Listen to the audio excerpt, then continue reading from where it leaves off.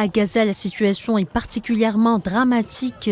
L'aide humanitaire n'est quasiment pas acheminée, ce qui plonge les populations dans une situation de famine aiguë. 5 personnes supplémentaires sont mortes de malnutrition et de famine dans la bande de Gaza au cours des dernières 24 heures, annonce le ministère de la Santé de l'enclave, portant le nombre de décès dus à ces causes à au moins 193 Palestiniens, dont 96 enfants depuis le début du génocide.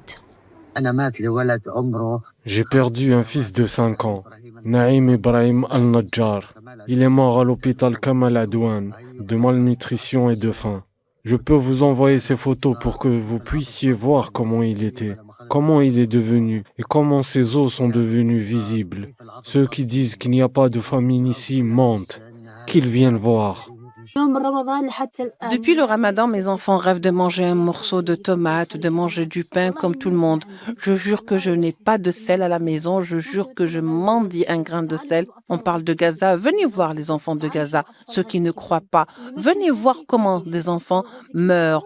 Nous ne vivons pas, nous mourons lentement.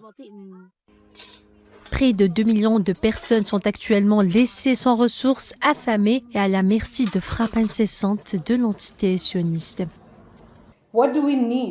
De quoi avons-nous besoin pour nous relever à plus long terme si tout va bien?